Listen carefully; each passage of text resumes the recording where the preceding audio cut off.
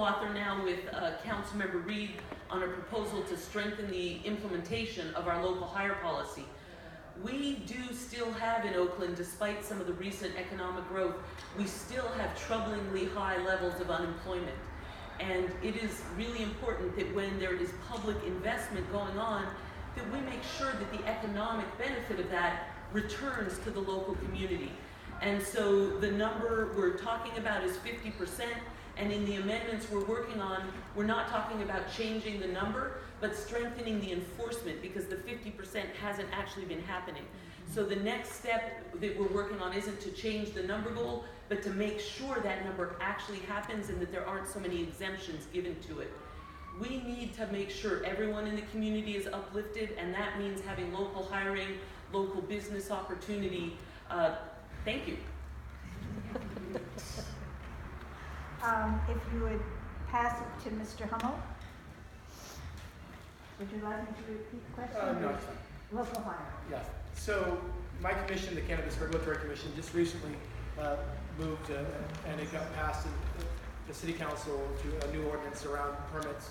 And we decided that we needed to have a 50% local hire, but we also had added on that a certain percentage, I think it was 25, needed to be from areas that were continually unemployment. So like not just from around here, but maybe from West Oakland, Fruitvale, different places where people really need the jobs.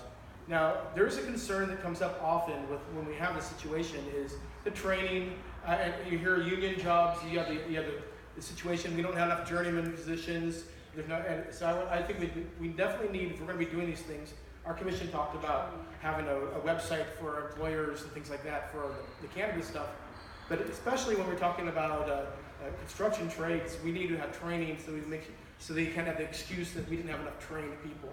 And so there needs to be some sort of money coming from the city towards that. Thank you.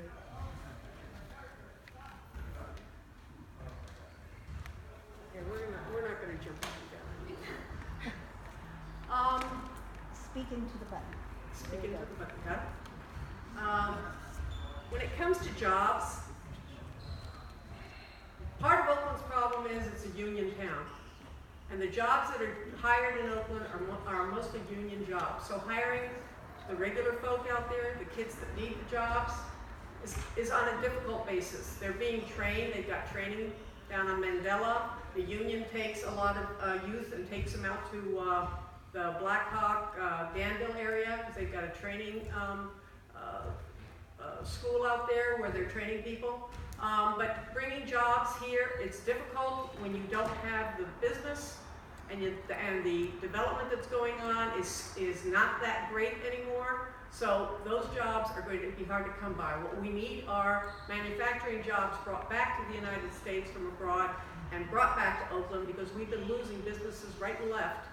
And that's part of Oakland's problem, because if you can bring jobs to Oakland, crime will go down.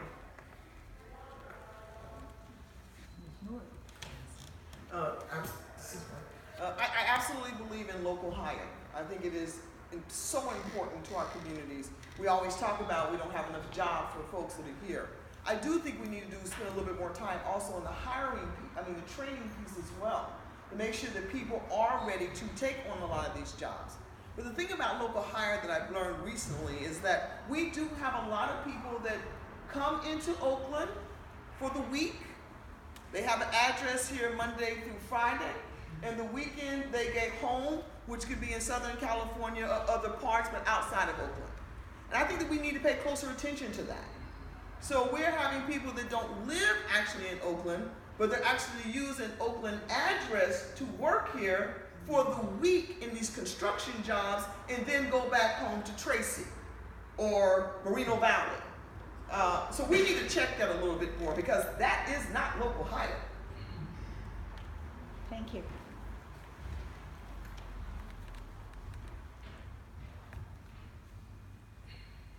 What would you do